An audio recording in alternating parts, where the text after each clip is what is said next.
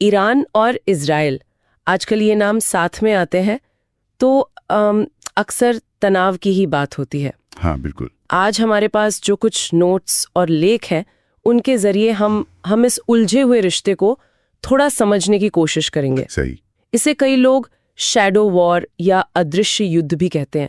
मतलब कोई आमने सामने की जंग तो नहीं है, नहीं, घोषित युद्ध नहीं है, पर लड़ाई जैसे हाँ लगातार चल रही है पर्दे के पीछे। हाँ, और ये समझना जरूरी है कि ये घोषित युद्ध ना होते हुए भी कितना कितना गंभीर है ये मामला।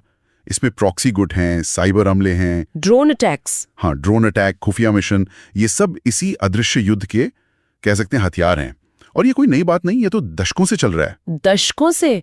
ये बात शायद कई लोगों को थोड़ी चौंका सकती है, क्योंकि एक वक्त था जब इनके रिश्ते बिल्कुल अलग थे। हाँ हाँ, 1979 की जो ईरानी क्रांति हुई, हाँ उससे पहले उससे पहले तो शाह का ईरान और इजराइल, इनके बीच तो काफी करीबी और मतलब रणनीतिक संबंध थे। अच्छा। हाँ, लेकिन 1979 की इस्लामी क्रांति ने, आप कह सकते हैं, सब कुछ पलट दिया।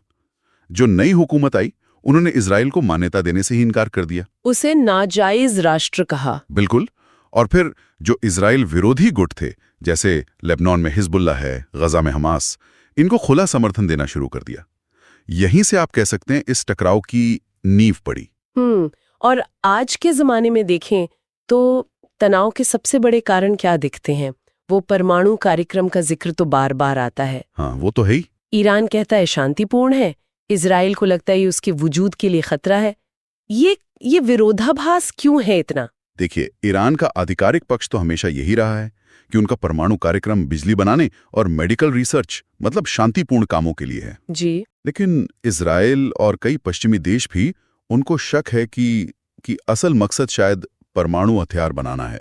और इजराइल के लिए ये एक तरह से अस्तित्व का सवाल बन जाता है, खासकर जब ईरान के कुछ नेता वो इजराइल को नक्शे से मिटाने जैसी बातें करते हैं। हाँ, वो बयानबाजी भी होती है। बिल्कुल। तो इजराइल किसी भी कीमत पर ईरान को परमाणु हथियार हासिल करने से रोकना चाहता है, वो उनकी घोषित नीति है। और शायद इसीलिए हम वो कथित गुप्त ऑपरेशनों के बारे में सुनते हैं, जैसे परमाणु ठिकानों पर हमले, वैज्ञानिकों की हत्याएं। संभावना तो यही जताई जाती है। हाँ, इजराइल कभी खुलकर हाँ नहीं कहता, लेकिन माना यही जाता है कि जैसे नतांज परमाणु स्थल पर जो हमले हुए या तोड़फोड़ हुई, उसमें उसका हाथ हो सकता है। ये दिखाता है कि वो इसे कितना ज्यादा गंभीर मानते हैं।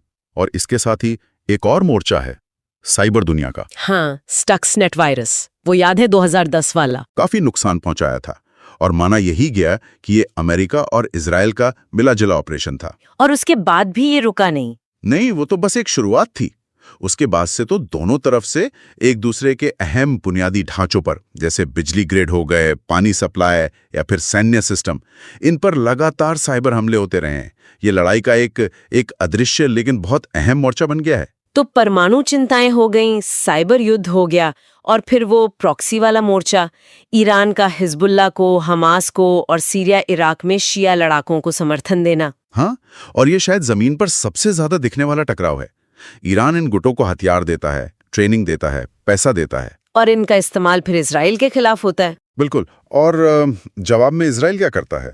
वो सीरिया में जो ईरानी ठिकाने हैं या हथियारों के काफिले जा रहे होते हैं, उन पर लगातार हवाई हमले करता है। कोशिश यही रहती है कि ईरान की पकड़ वहां मजबूत न होने पाए। और हाल के सालों में तो ये टकराव और तेज ही हुआ है। 2020 में ईरानी जनरल कासिम सुलेमानी की मौत हुई अमेरिकी हमले में, जिसका इजराइल ने समर्थन किया था। हाँ, फिर 2021 में नतांज में वो बड़ा विस्फोट हुआ। फिर 2023-24 में सीरिया में इजरायली हमले बढ़े और जवाब में ईरान समर्थित गुटों के हमले भी तेज हुए। और फिर आया अप्रैल 2024। वो एक बहुत बड़ा मोड़ था, जब सीरिया में ईरानी दूतावास पर इजरायली हमला हुआ। उसके बाद पहली बार ऐसा हुआ कि ईरान ने सीधे अपनी जमीन से इजराइल पर सैकड़ों मिसाइलें और ड्रोन दागे। ये अभूतपूर्व था। बिल्कुल, पहली बार सीधा टकराव, और इजराइल ने भी फिर सीमित जवाबी कार्रवाई की ईरान के अंदर। तो क्या अब हम ये मानें कि सीधे युद्ध का खतरा ज्यादा बढ़ गया है? खतरा तो निश्चित रूप से बढ़ा है। देखिए, दोनों पक्ष शायद अभी भी एक पूर्ण युद्ध नहीं चाहते, क्योंकि उसके नतीजे बहुत भयानक होंगे सबके लिए। लेकिन वो जो एक सीधी टक्कर वाली लकीर थी ना, वो अब पार हो चुकी है। अब एक छोटी सी चूक भी या कोई गलत आकलन स्थिति को बेकाबू कर सकता है। जरा सोचिए, अगर ईरान परमाणु सीमा के बहुत करीब पहुंच जाए, या मान लीजिए हिजबुल्लाह लेबनान से पूरी ताकत से हमला कर दे, तो क्या होगा? हाँ, ये बहुत नाजुक स्थिति है। अच्छा, दुनिया इस पर कैसे प्रतिक्रिया दे रही है? अमेरिका और पश्चिमी देश तो साफ तौर पर इजराइल के साथ खड़े दिखते हैं। हाँ, वो इजराइल के आत्मरक्षा के अधिकार का समर्थन करते हैं और ईरान पर दबाव बनाए रखना चाहते हैं।